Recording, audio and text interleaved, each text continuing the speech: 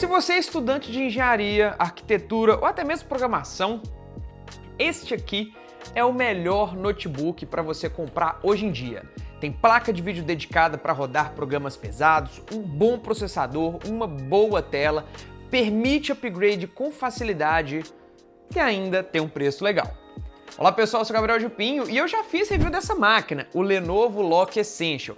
Eu fiz um review focando num notebook gamer, sendo o notebook gamer mais barato do mercado, que tem uma performance excelente.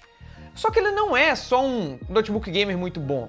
Ele também é um ótimo computador para quem está entrando na faculdade ou até mesmo trabalha na área e precisa de uma boa máquina que não custe o olho da cara. Inclusive, ele já apareceu no nosso grupo de ofertas com 16 GB de RAM por menos de R$ 4.400, o que é um excelente preço hoje em dia. Então, se você gostar desse review, olha aqui embaixo na descrição que comprando lá você ajuda nosso trabalho e não paga nada mais por isso, beleza? Mas beleza, para quem está começando nessa área, né, de arquitetura, engenharia, ou até mesmo trabalha já com isso, eu gosto de indicar esse computador pelo que ele tem debaixo do seu capô. Temos um Core i5-12450HX, um processador que tem 8 núcleos, sendo 4 de performance e 4 de eficiência. Além disso, é um processador com 12 threads. Como também temos uma RTX 3050 de 6 GB, com 65 watts de TGP, 512 GB de SSD Gen 4, que pega mais de 4.5 GB de leitura, ou seja, é um SSD muito rápido. E ainda você pode comprar ele com 8 GB ou 16 de memória DDR5, tá? No caso, a minha versão é a mais barata, ela veio com 8 GB e com Linux. Aí eu tirei fora o Linux, coloquei o Windows, que não perde garantia nem nada, e fiz upgrade de RAM, que dá para fazer com facilidade, tá? É uma pena que ele tem apenas um slot de memória, tá? Mas aí você pode colocar um pente de 16 GB ou até mesmo um pente de 32, caso você seja programador e vai alocar muita memória, ou até mesmo vai rodar vários programas pesados ao mesmo tempo. E por ser DDR5, elas já rodam em dual channel mesmo usando apenas um pente, o que deixa ainda mais rápido acessar programas pesados, acessar várias coisas, abrir várias coisas no computador. Inclusive eu recomendo já, se você comprar com 8 GB, comprar com um pente 16, tá? E graças ao bom conjunto de hardware, abrir programas pesados não fazem a máquina sofrer.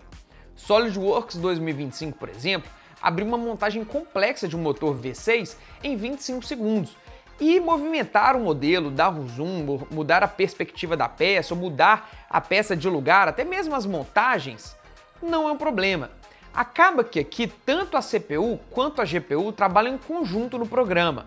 A CPU faz os cálculos matemáticos de geometria da peça, de encaixe e tudo mais, e a GPU está renderizando em tempo real o modelo para garantir a fluidez na hora de trabalhar com a peça. Ainda fiz um render usando o plugin Visualize do SolidWorks, né? E renderizando em 720p com 100 passagens para deixar a peça bem polida e bem bonita, o Lenovo Lock renderizou em 5 segundos. Full HD renderizou em 11 segundos e em 4K demorou um pouquinho mais, 38 segundos, por causa da resolução, mas também foi bem rápido. Inclusive, eu já salvei esse projeto do motor V6 e os próximos testes eu vou sempre usar esses arquivos, tá? Também testei o SketchUp abrindo o projeto que a Camila, minha arquiteta, fez aqui do estúdio. Demorou 30 segundos para abrir e logo depois já dava para trabalhar e mexer no programa. Eu perguntei para ela o que é mais pesado e ela falou que é navegar no projeto já construído, né? Mudar as cenas e tudo mais. E na mudança das cenas, logo depois que carregou o projeto, eu senti uma pequena engasgadinha. Só que foi só quando a câmera estava mexendo, porque querendo ou não, é um projeto mais pesado.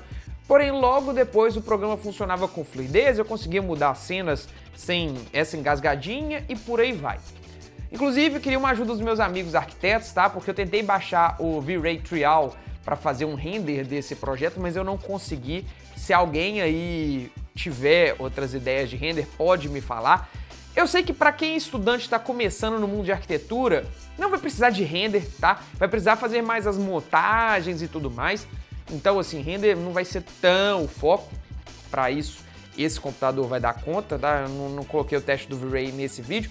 Só que eu peguei o Blender e fiz o famoso projeto da BMW 1M, que, renderizando em alta qualidade, gastou 4 minutos e 37 segundos usando só a GPU. É um projeto pesado, que exige bastante da máquina e foi um tempo bem legal. Mais uma vez, nos próximos computadores eu vou comparar esse tempo. E acaba que esse hardware é muito capaz também para jogar. E, né, claro, você não vai ficar só estudando. Em momentos aí de lazer, né, que você tem que descansar um pouquinho, é bom jogar. E graças à RTX 3050 com 6 GB de VRAM, cara, qualquer jogo atual você vai conseguir rodar nessa máquina. Eu fiz um review mais focado em jogos, então se você quiser ver esse review específico, mas já adianto que se você gosta do CSzinho, pode jogar de boa.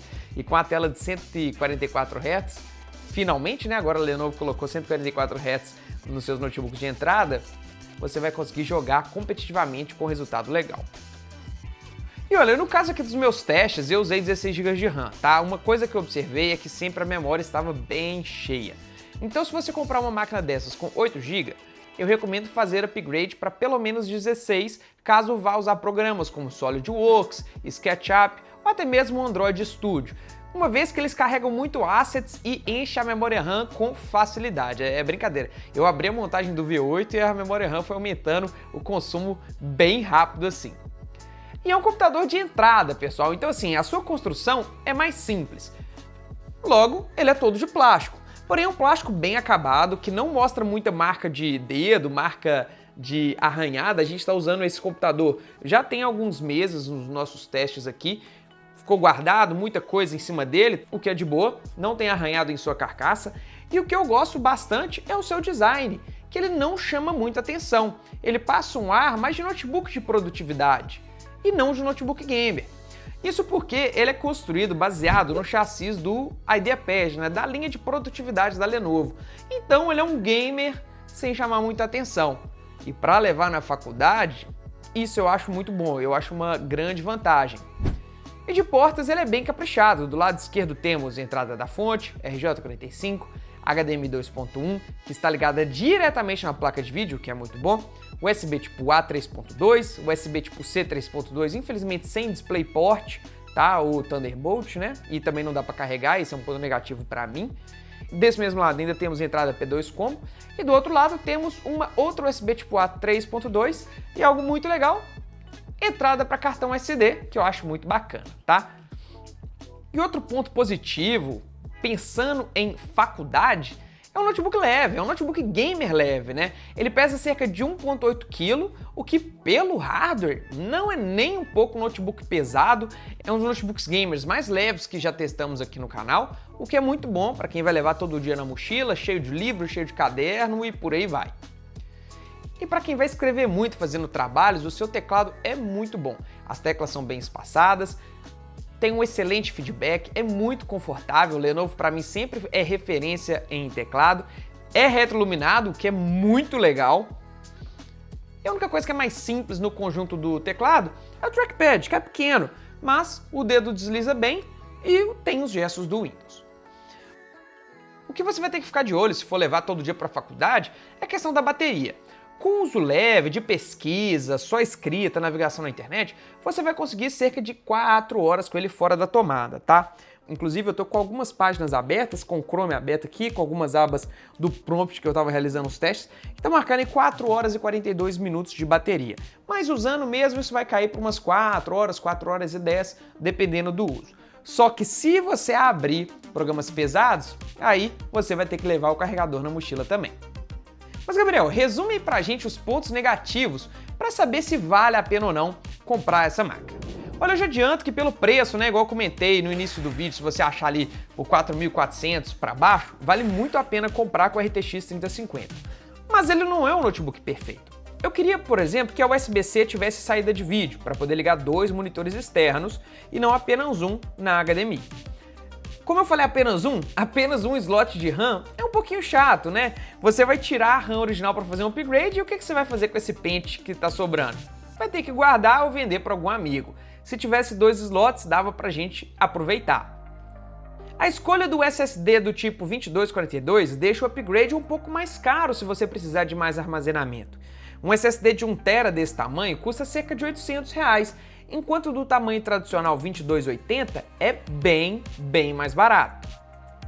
A dobradiça dele é bem rígida, o que não permite abrir a tela com uma mão, E eu teria um pouquinho mais de cuidado, um pouquinho mais de carinho, a palavra carinho é melhor, na hora de abrir, para você não abrir com muita força, abrir de boa a dobradiça para não forçar a carcaça.